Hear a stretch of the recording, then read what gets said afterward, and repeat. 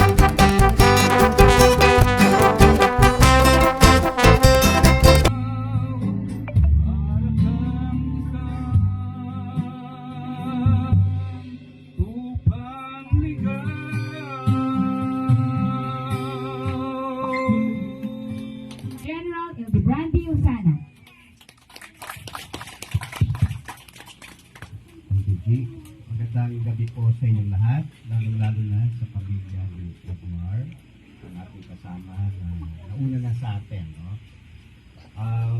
Para sa kalaman po ng mga nakararami, itong necrological service ay isa sa mga tradisyon na isinasagawa lalo na sa mga namatay. No?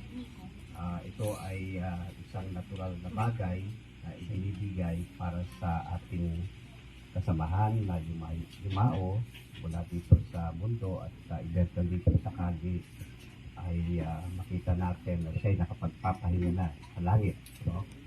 Ang necrological service, actually hango ito sa dalawang salita na Griego, no? Yung necro, of course, death, no?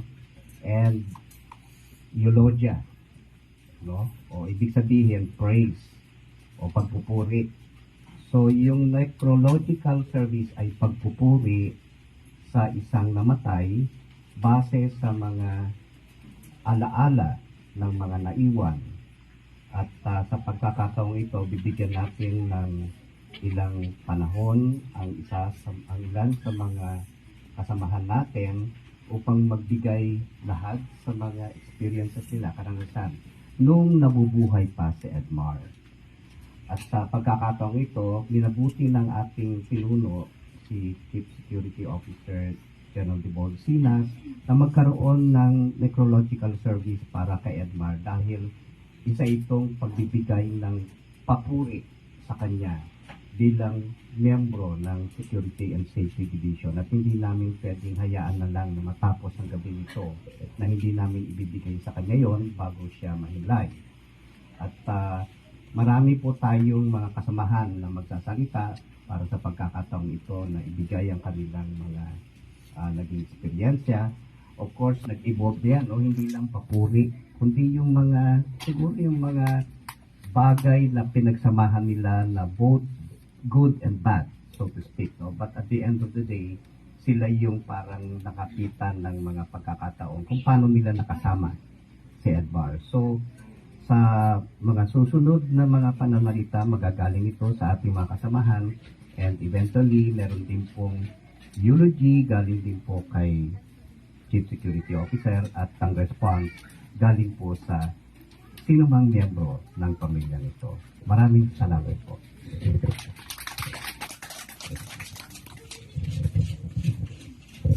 Sa may bahay po ni Edmar, pamilya, mga kapatid, mga anak, at syempre sa mga taga SSD family, no?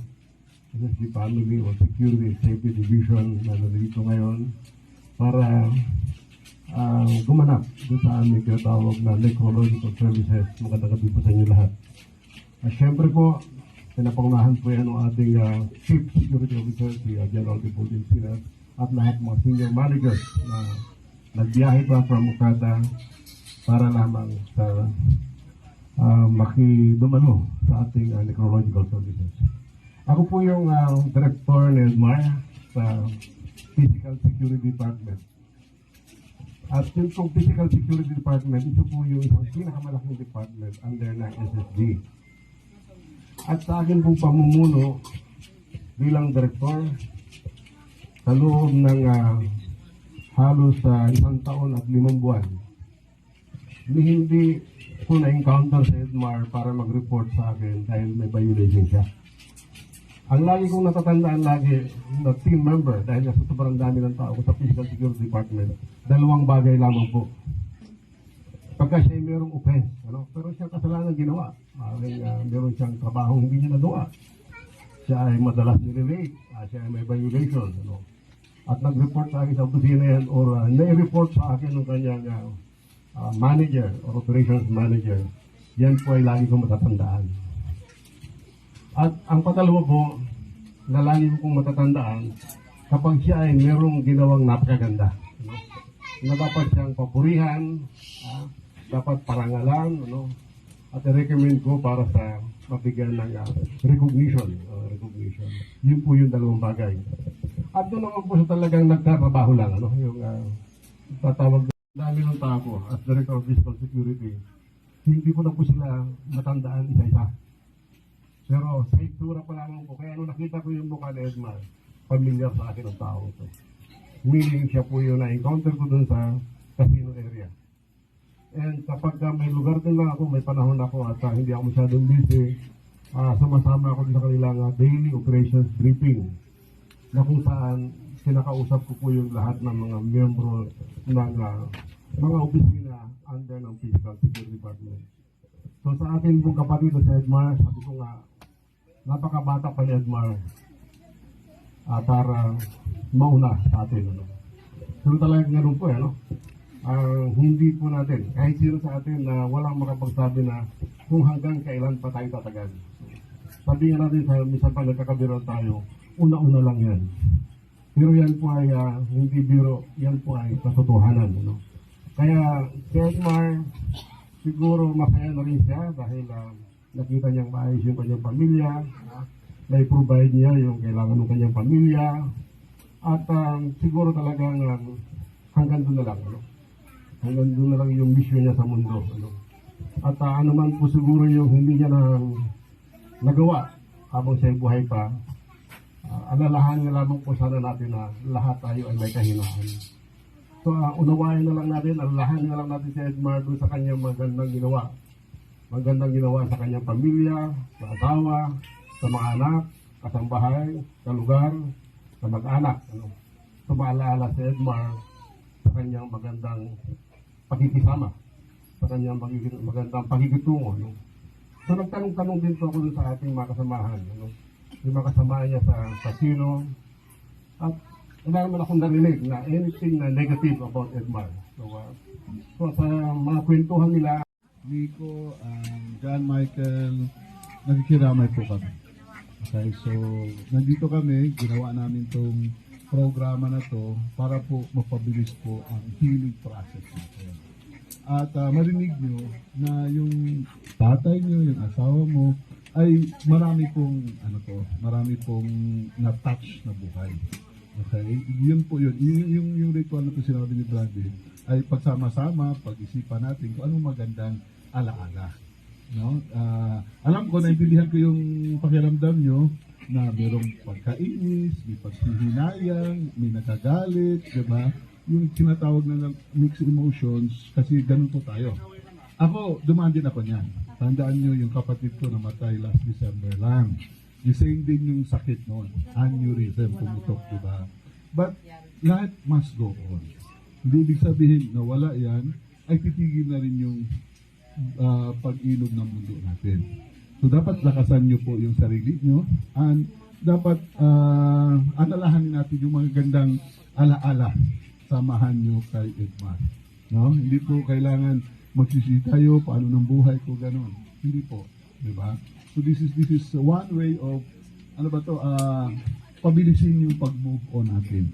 No? At least maintindihan nyo na hindi lang din kayo ang nagdadamhati, kami din as a friend, as a co-worker. Personally ako, at least I'm very happy kay Edmar kasi nga, in majority of the event, yung Sophie competition, nandoon siya, athletics, nandoon siya, fellowship, nandoon din siya, nagpa-participate. One way or another, hindi ko man nasalimula, but one way at nakakausap at nagkukumustahan. No? So just like what nung sinabi ni Tom Frias, pag hindi ka nagpapansin, hindi talaga natin mapapansin.